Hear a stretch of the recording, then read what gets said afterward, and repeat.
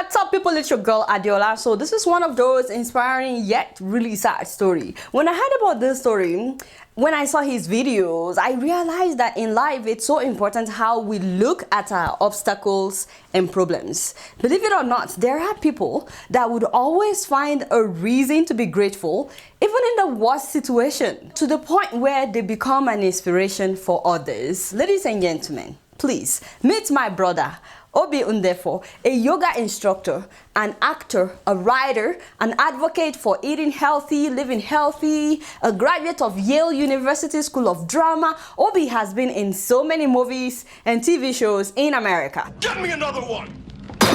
Obi Ndefo appeared in Star Trek Deep Space Nine and was a series regular on Dawson's Creek. At a commanding 6 feet 4 inches tall, he was a force to be reckoned with on Stargate SG-1. A good-looking man, so don't worry, my husband is not offended. So, the 47-year-old has always been very active until August 17th of last year. That night, he finished teaching at his yoga studio and he went to buy some groceries. And then it happened. As he was loading the groceries in the trunk of his car, the boot of his car, everything happened so fast. A drunk driver driving an SUV suddenly drove into Obi. So he was pinned between two vehicles. This man slammed into Obi and then he reversed back and fled the scene. One of Obi's legs came off immediately. The other one had to be amputated. Doctors actually thought that he would die that night, but he didn't. He made it.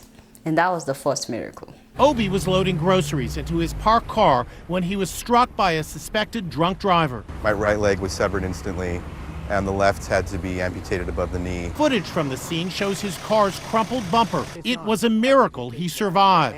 What he did next was just as incredible. I made the decision to not do pain medication. Okay, you see what I mean though? Like, since this thing happened, Obi has remained positive about the whole thing. Here he is working out 6 weeks after losing his legs. 9 weeks after the accident, he was back to yoga. Today, he displays extraordinary strength and determination. Incredibly, he calls losing his legs an opportunity to do something more with his life. He keeps looking at this from a positive perspective. I started to realize day by day that who says that this isn't an opportunity? You know, what constitutes a something good or something bad is a little bit in our mind. I'm in a new body now. Life goes on. I don't understand. I don't get it. I don't know how he can still, like, someone that used to have 2 legs and in an instant he became a double amputee because of a reckless driver who got drunk. Yet he's living life as if what happened to him doesn't determine how the rest of his life should be. Don't get me wrong, it's been very hard for Obi. It's been tough. I mean, those who know Obi personally, they know he's been through so much. He had to learn how to do everything all over. I just started repeating, I'm alive, I'm alive, I'm alive. I so clearly could have died. Something in me, I had to instantaneously accept the reality of loss. How does anybody get through a challenging situation? What do you hold on to? You don't know. Like, how do you know what you would do really in a trauma situation? Yeah, as you can see, it's not been easy for Obi. You know, but the way he talks, it makes me feel like I need to stop complaining in life. Whatever problem I think I have, I don't know what it's like to walk in his shoes. We can all be more positive. Amen. I think I knew on some spiritual level that the faster I could accept this as something I could do absolutely nothing about, the healthier I would be and the better off I would be. Anybody that I meet, I try to have compassion for. So I was able to, I think, apply that compassion to myself, not beat myself up or not focus on anger at the driver. Wow. The man is still teaching yoga, by the way, and he's still writing. He even wrote a production featuring a double amputee. And guess what? He's playing the double amputee. He's inspiring people. And that's why I want to say, what has happened to you that changed you? I mean, not like change you physically, but in your spirit. I don't know, maybe you're supposed to also use your experience to touch other lives.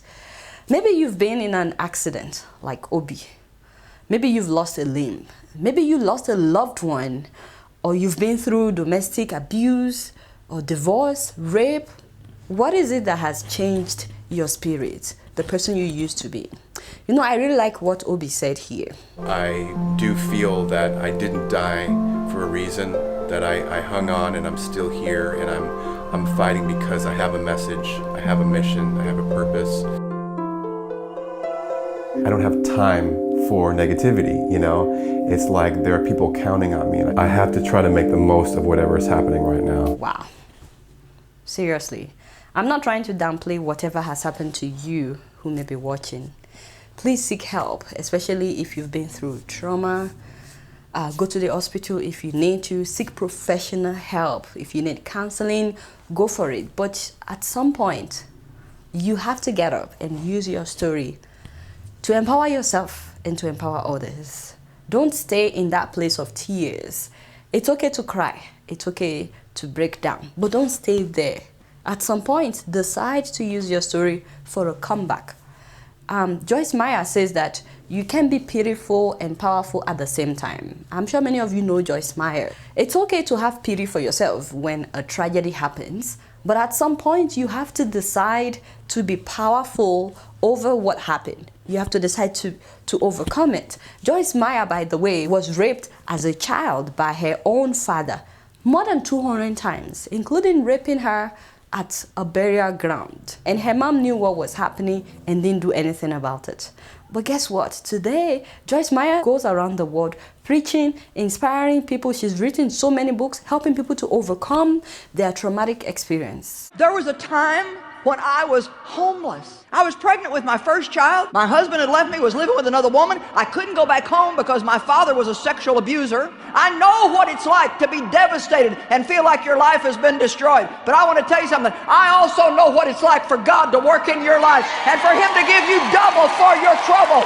And the list is endless. People like Oprah Winfrey, she was also raped. I mean, the list goes on and on. You can decide to either let what has happened to you define you, or you can use it to inspire other people, to help other people that may be going through what you've been through. The other thing is, a lot of people think that they're only ones going through what they've been through, but that's not true. That's actually not true. There are so many others going through what you've been through, and you can use your own experience to help them.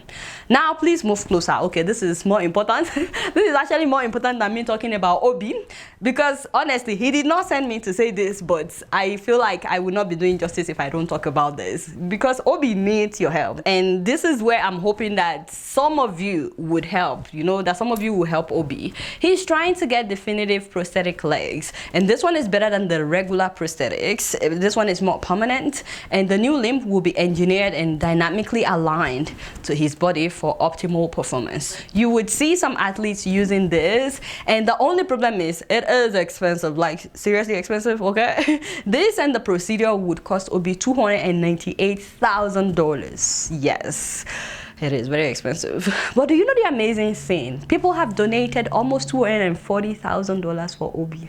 As in, hey, all within last year that the accident happened, and now my brother has been able to raise $240,000. So all we need left is $50,000, and that is why I want to beg every one of you, mommies and daddies, please help Obi. So please, if you can be part of this, he could have his life back. Seriously, a man who was 6'4", now confined to wheelchair. But you know, whether or not you donate, please say hi to Obi on Instagram. He's also on Facebook. Just to encourage him, say hi to him. It's not been easy at all, but his positive mindset makes it easy for people to relate with him, because he's not pitying himself. So please say hi to him, and you may be surprised. He may be the one inspiring you and cheering you when you say hi to him. It's just that kind of person. So Obi, in case you're watching, thank you so much for inspiring me. Honestly, I stopped complaining. The moment I saw your story like this, I said, my brother, no more complaint. No more complaint. In fact, I stopped complaining about Kolido. Whenever the show doesn't come out as soon as I want it, I stop complaining. I said, Obi says, no complaint. He doesn't have time, you know? So thank you so much, Obi, for, thanks so much, my brother, for inspiring me. And I actually look forward to meeting him someday. And don't forget that you can also find a reason to smile in the midst of tragedy. You guys not know much. Guess what? I'm just keeping it real. Moving on to Kenya, please move closer, my people. So that's good. So the governor of Nyeri County in Kenya, His Excellency Honorable Mutahi Kahiga, he's been criticized by his own people, you know, the people of his own county, when he erected a massive billboard with his face on it, you know, in order to commission one pit latrine toilet like that, that he built. And this is the toilet in question.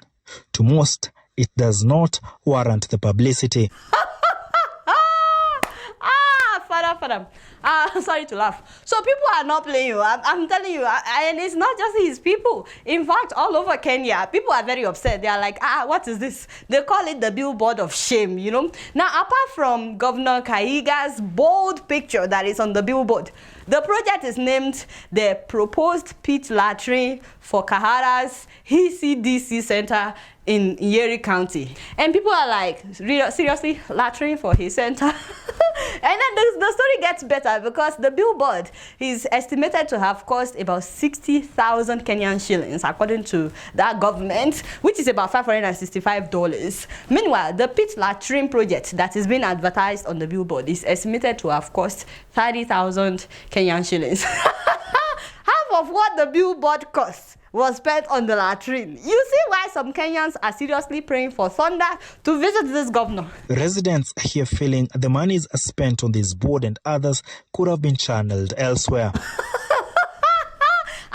Allegedly, Governor Kahiga is known for displaying his face all over whatever he sees as his achievement, you know, including putting his face on bottles of hand sanitizers that were donated to his county. Like, he didn't pay for them. But he put his face on those bottles of hand sanitizers. I say the devil is a liar. In early April, the Nyeri governor faced a backlash after branding free sanitizers with his image, despite the fact that the sanitizers had been donated to the county. Now, while reporters have not been able to reach His Excellency for comments, you know, guess what? His deputy governor, you know, that is Madam Caroline Karuga, has disassociated herself from the shame billboard. This woman calls them persistent, cheap publicity stunts and considers them unfortunate and ill-advised. I'm like, no, she did not. Like, ooh, snap. No, she did. Yes, she did. She put her boss under the bus just like that. Let me know what you guys think about this drama in Kenya. You guys not doing much. Guess what? I'm just keeping it real. So, as you guys know, a lot of people in different parts of the world and in different countries, they've paid their respect for George Floyd, the black man that was killed by the police here in the US, and so many other people that also face police brutality due to racism in America. People protested in all the states of the US and in at least 20 countries of the world, including some African countries.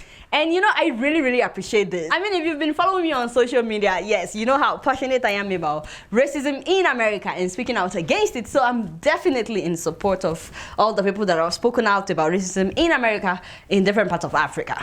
But the thing is, in Ghana, they took it a step further to have a service for George Floyd, which is great. Ghana is not the only country that did this. Like, people in different countries also did this.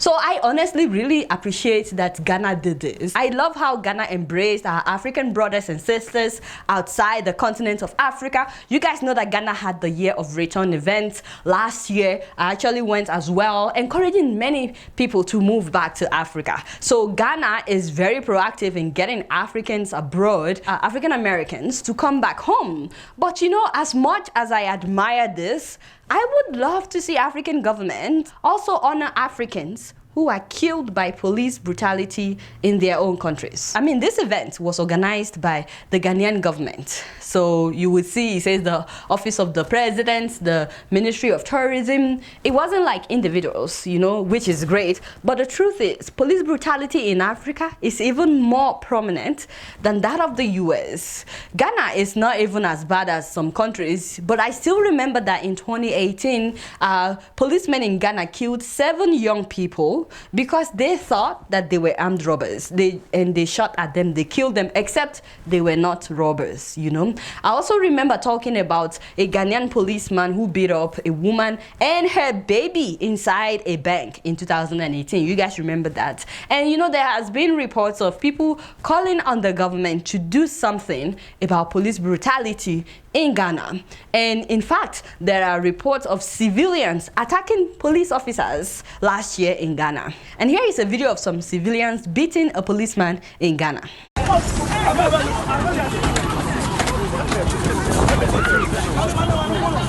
My father and my God. I do not support that. Okay, now I don't support that. No, not at all. But it almost sounds hypocritical that the government would stand against police brutality in America and not keep its own policemen checked. And this doesn't apply only to Ghana. I'm not talking only about Ghana. I'm talking mostly about Nigeria even, because there are so many African leaders that condemned what happened in the US, and they need to do better with the policemen and women in their own countries. Let me know what you guys think about this. I'm so happy that they honored George Floyd, but I would love to see justice in their countries as well. You guys not doing much. Guess what? I'm just keeping it real. Kalido, I'll call you back. What's up, my people? It's your girl. Yes, I send money to Nigeria all the time, both to support my family and to support the foundation. I've tried lots of ways, stores, apps, banks, but they were too expensive and so time consuming. So when I heard about SendWave, I was skeptical at first. Let me be real with you guys. It sounded too good to be true and I didn't trust it. But once I tried it, there was no going back. They deliver within the minute, as in one sharp you send it and they receive it instantly. Oh shit. And they're always the cheapest. In fact, you don't pay any transaction fees. You get what I'm saying? That's amazing. And then they have very competitive rates. So sometimes you will think that the competitors may look cheaper, but with the fees that they are always charging, they are more expensive. On top of that, they are secure. All my data is heavily encrypted and they have a dedicated fraud and security team to keep me and my money safe. You get what I'm saying? You see, that's why I trust SendWave to send my money, whether I'm up in the mountains or whether I'm home relaxing. My people, try SendWave. Hey, your life will never remain the same.